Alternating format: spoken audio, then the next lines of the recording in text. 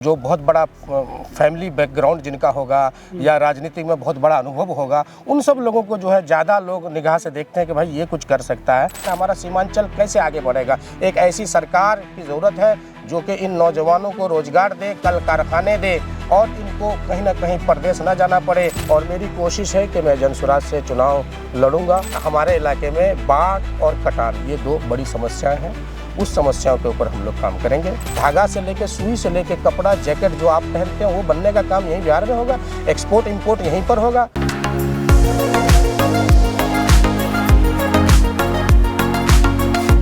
बिहार में इसी साल विधानसभा चुनाव होना है और इसको लेकर हम लगातार अलग अलग विधानसभा क्षेत्रों से जो लोग अलग अलग पार्टियों से या निर्दलीय चुनाव की तैयारी कर रहे हैं उनसे हम आपका परिचय करवा रहे हैं, उनका विज़न आपके सामने ला रहे हैं। तो अभी हमारे साथ अफरोज़ साहब हैं।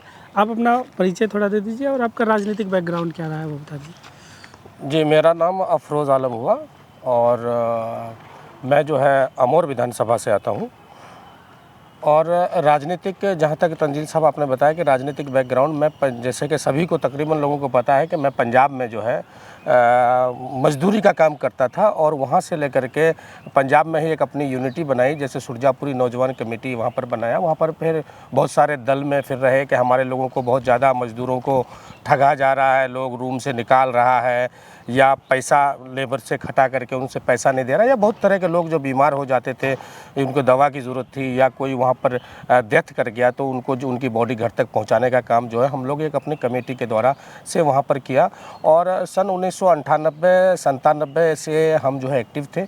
वहाँ से एक्टिव होने के बाद जो है पूरे ज़ोर से पंजाब और उसके पंजाब के अंदर कई ज़िला है, वहाँ पर मेरा जाने का काम हुआ। जो लोगों को जो लेबर को जो कष्ट होता था उसको जो है हम लोग अपने से मिल के सभी नौजवान उसमें मदद करते थे और उसको जो है हम लोग वहाँ पर एक परिवार के तौर पर रहते थे। उसी की लालसा को आखिर प्रदेश में कितना दिन तक रहना है, उसी को लेकर के हम 2011 में अपने इलाके में आए। जो सेवा मैं पंजाब में दे रहा था और दिल्ली में दे रहा था, तो वही सेवा को लेकर के मैंने कहा कि अब अपने इलाके में, अपने घर में भी यही जो है अपने माँ बाप के साथ रहा जाए, बच्चों के साथ, परिवार के साथ रहा जाए। ये दर्द तो कौन प्रदेश में रहना चाहता है, सब कोई अपने घर में रहना चाहता है। तो हमने कहा कि चूँकि मुझे इस पे अनुभव था तो मैं अपने इलाके में आया। 2011 में मैंने जिला परिषद के चुनाव से जो है मैंने लड़ने का काम किया। उसमें महज सिर्फ 380 वोटों से मैं चुनाव हार गया। मुझे परदेसी कह के लोगों ने जो है यहाँ हमारे इधर एक परंपरा है तंजील साहब के लोग जो बहुत बड़ा फैमिली बैकग्राउंड जिनका होगा या राजनीति में बहुत बड़ा अनुभव होगा, उन सब लोगों को जो है ज़्यादा लोग निगाह से देखते हैं कि भाई ये कुछ कर सकता है। लेकिन आम आदमी को अपनी जगह बनाने के लिए, जैसे एक हम लोग, बिल्कुल मेरा परिवार कोई आपका इससे नहीं है, राजनीतिक बैकग्राउंड से नहीं है, हम लोग एक आम किसान मजदूर परिवार से आते हैं। तो उस पर आकर के मैंने अपना फैसला लिया और चुनाव चूँकि मैं हार गया लेकिन हौसला नहीं हारा और मैं फिर तैयारी करता रहा। अपने इलाके में लोगों को सेवा देने का काम किया। लोग जाने और देखे कि हाँ भाई ये लड़के के अंदर तो काफ़ी टैलेंट है, ये जो है बाहर प्रदेश में रह के इस तरह का किया। फिर 2016 में मुझे मौका दिया और काफ़ी वोटों से मैं जो है तकरीबन 15,000 वोटों से मैं लीड किया 2016 में। फिर मैं 2020 में सोचा कि मैं चुनाव लड़ूंगा विधानसभा का। तो 2020 के लिए मैंने तैयारी किया। चूँकि आप तमाम लोगों को पता है कि मैं MIM से टिकट का दावेदार था। मैं 2017 से अख्तरुल ईमान साहब के साथ में उस पार्टी को लाने में 22 अनुमंडल जहां आप खड़े हैं, इस अनुमंडल में लाने के लिए हम लोगों ने जी जान से मेहनत की, उनके साथ रहे, कदम से कदम चल के रहे। लेकिन बाद में ऐसा एक बन गया, सबको मालूम है क्या हो गया। बाद में आकर के अख्तरुल ईमान साहब 2020 में चुनाव लड़ गए। वो बोले कि हम ही लड़ सकते हैं। जो जिस अमोर विधानसभा में जिनको हटाना था, जैसे एक कांग्रेस में हमारे पूर्व मंत्री अब्दुल जलील मस्तान है या एक तरफ सबा जफर है, ये दो परिवार के बीच में ये राजनीति रही है। उन दोनों को हटाने के लिए एक तीसरे की तलाश में थे लोग। वो तीसरे की तलाश में कहीं ना कहीं MIM की तरफ लोग गए और उसमें एक पूरी लहर बन गई और हम लोगों ने लहर बनाने का काम किया। उसमें आकर के लास्ट टाइम पर आकर के अख्तरुल ईमान साहब चुनाव लड़ते हैं, ये कह कर के नेक्स्ट में आप लोगों को मौका दिया जाएगा। लेकिन नेक्स्ट में ऐसा कोई मौका मिल नहीं सका और फिर बाद में धीरे धीरे हम लोगों को लगना शुरू हो गया कि कहीं हम लोगों को काट रहे हैं, ठीक है ना। जहां हक छीन के लाने की बात हो रही थी वहां जो है अमोर का ही हक छीन के रखे हुए, ऐसा हम लोगों को एहसास हो रहा है। तो फिर हम लोगों ने ये सोचा कि अब 2025, क्योंकि 2 बार तो जिला परिषद रहे, 3 चुनाव मैंने ग्राम पंचायती राज में लड़ा जिला परिषद का, तो अब 2020 में जो मैं बिहार के लिए अपने अमोर विधानसभा के लिए जो मेरा एक विज़न था, मैं जो करना चाहता था कि भाई हमारे यहाँ ही अपने इलाके में क्यों ना हर तरह का रोज़गार हो, पलायन ना करना पड़े, किसी जगह जाना नहीं पड़े और लोगों का सारा कल कारखाने यहीं पर खोला जाए। और ऐसी आस जो पुरानी पार्टियां आज जो है नहीं कर रही है। अभी तेजस्वी जी का एक बयान आया, उन्होंने कहा कि खटारा गाड़ी में सवारी नहीं करेंगे। मैं कहता हूं कि दोनों पार्टियां खटारा, इनके पास कोई विजन नहीं है।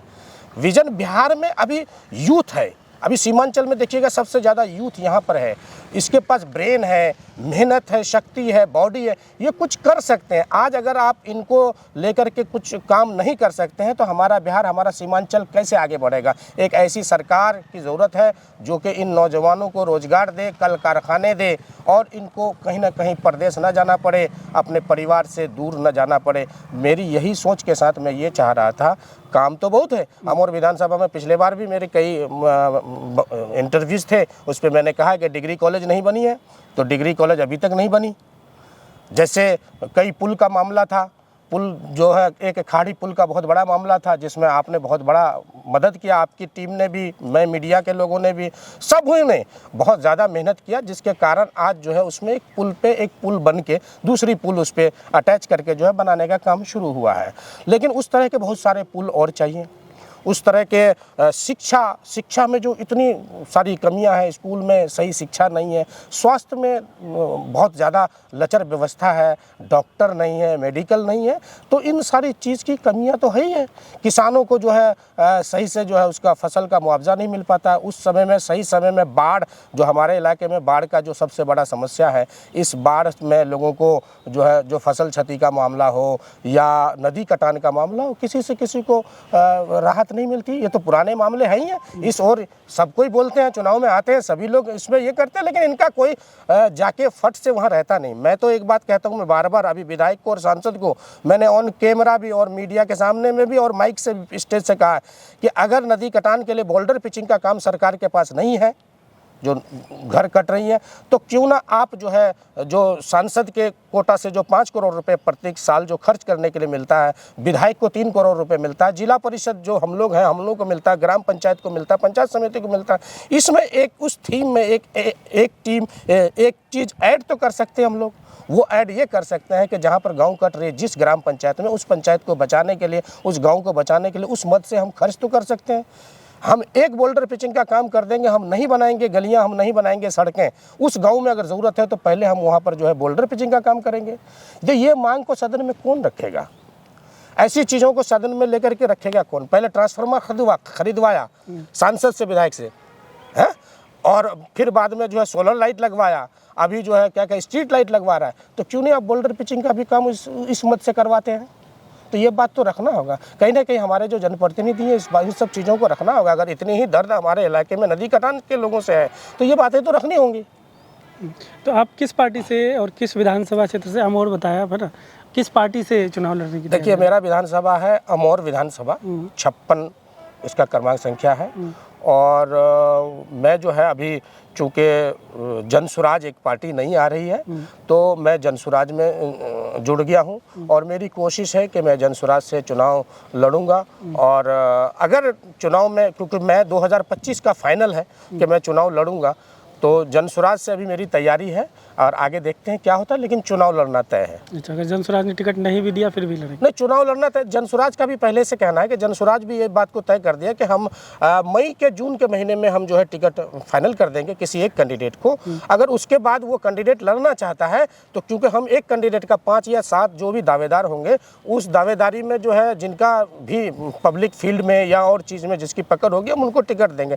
टिकट बेचने का काम नहीं करेंगे हम। ऐसे युवा, ऐसे लोगों को खोज के लेके आ रहे हैं जो बिल्कुल अंतिम इस पे खड़ी है, लाइन पे खड़ी है, और उसको जो है कोई ना कोई पार्टियां, जो बड़ी बड़ी पार्टियां, वो पैसे के दम पे हो, जिस पर हो, वो टिकट दे देती है। तो हम लोग अंतिम पायदान से आने वाले लोग हैं, तो हम लोगों ने भी प्रशांत किशोर की तरफ जाने का काम किया। अगर प्रशांत किशोर जी उस चीज़ को खोज करेंगे, उनके पास 3-4 तरीके का, वो हम लोग को समझाएं कि 3-4 तरीके का इसमें सर्वे होगा, ठीक है ना। उस सर्वे में जिसका नाम अव्वल आएगा उसको टिकट दिया जाएगा। दावेदार तो अभी 5, 6, 7 हर विधानसभा में है, तो उसमें से अगर जो एक आदमी को सिलेक्ट करेगा, बाकी अगर 4 अगर वो लोग अलग से किसी दल से या निर्दलीय चुनाव लड़ना चाहते हैं तो वो लड़ सकते हैं अपनी काबिलियत के अनुसार। तो वो पैमाना उनका नापने का, लेकिन चुनाव लड़ने के लिए वो मना नहीं कर रहे हैं। तो चुनाव हम तो लड़ेंगे, ये तो फाइनल है, लेकिन उनके पैमाने में जो नापने का आकलन है वो अपना करेंगे। आपके अभी तो आपने बहुत कुछ ऐसे बता दिया, लेकिन कुछ इंपॉर्टेंट चीज़ें बताइए। जो विज़न क्या है आपका, आप क्या प्रॉमिस कर रहे हैं लोगों को कि ये चीज़ हम करेंगे?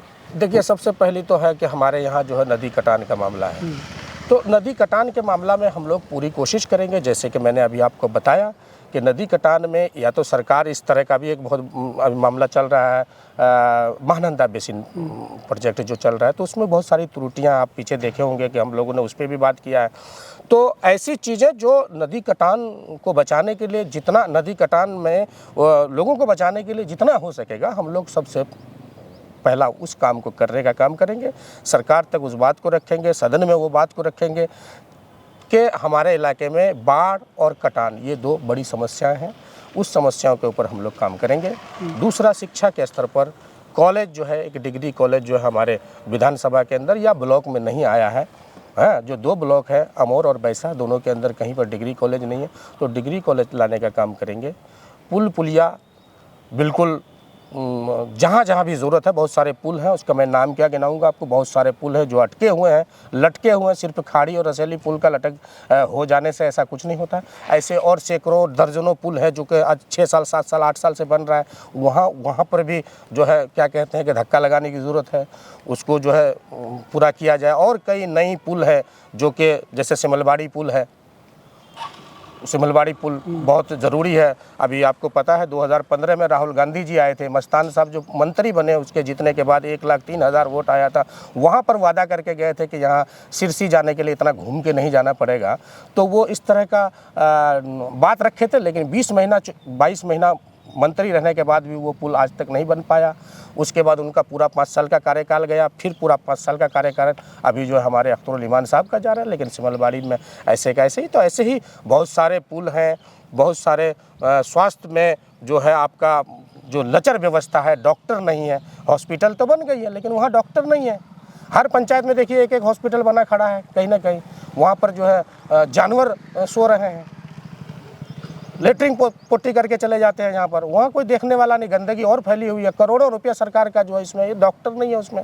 तो हम लोग उस फील्ड में भी काम करने का काम करेंगे। तो और जो अगर प्रशांत किशोर जो उनका जो कहना है, उनका 5 विज़न है, उस 5 विज़न को भी हम लोग जन जन तक पहुँचा रहे हैं। अगर वो 5 विज़न लोग समझ गए जो कि प्रशांत किशोर जी बता रहे हैं, तो हम तो ये कहते हैं कि एक बार से जो है पूरा परिवर्तन हो जाएगा। सरकार ही पर जनसुराज की होगी। जब जनसुराज की हो जाएगी तो जनता का सुंदर राज अगर हो जाएगा, तो वो सारी चीज़ें जो एक जनप्रतिनिधि जो सोच रहा है वो चीज़ बिल्कुल लागू हो जाएगा और पूरे बिहार फिर एक फर्राटे के साथ दौड़ना शुरू कर देगा। कहीं मजदूरी करने के लिए बाहर नहीं जाना पड़ेगा, सारे कल कारखाने यहीं खुलेंगे। एक धागा से लेके, सुई से लेके, कपड़ा, जैकेट जो आप पहनते हैं वो बनने का काम यहीं बिहार में होगा। एक्सपोर्ट इम्पोर्ट यहीं पर होगा। लोग फ़ौरन से यहाँ आएंगे अपने बिजनेस को करने के लिए, यहाँ से एक्सपोर्ट होगा। तो क्या नहीं हो सकता है? इच्छा शक्ति चाहिए। वो इच्छा शक्ति हमारे बिहार में है, वो नौजवानों में है। बहुत अच्छे अच्छे कारीगर है, मास्टर है, सब कुछ है, ये कर सकते हैं। तंजील साहब, आपने इतना कुछ किया, आज बड़े बड़े नेशनल चैनल को जो है आप क्या कहते हैं कि पीछे छोड़ रहे हैं। मैं मीडिया आज जो है पूरे हर तरह से छाया हुआ पूरे बिहार में। तो आपके अंदर, आप एक गांव देहात से उठ करके आपने वो हिम्मत दिखाया, तो आपने किया कि नहीं किया? तो वही चीज़ अगर युवा खड़ा होंगे। हमारे अमौर में क्या है, अमौर विधानसभा में क्या है, 2 ही लोग हैं, 3 ही लोग हैं, यही लोग। हम कहते हैं पुरानी चीज़ों को बदलिए, नए लोगों को मौका दीजिए। अगर नया लोग को मौका दीजिएगा तो एक नया अमौर भी बनेगा, नया सीमांचल भी बनेगा, नया बिहार भी बनेगा। आप पुराने में मत जाइए, पार्टी भी मत सोचिए। मैं तो यही अपील करना चाहता हूँ लोगों को कि पार्टी भी मत देखिए, आप देखिए कि उसके अंदर वो काम करने की क्षमता है कि नहीं है। अगर वो लड़का ठीक है, वो लड़का अगर काम कर सकता है और उन्होंने उनकी बैकग्राउंड क्या है, उन्होंने जो है 15 साल 20 साल 25 साल की राजनीति में क्या कुछ किया, लोगों को ठगने का काम किया या लोगों को सेवा देने का काम किया है।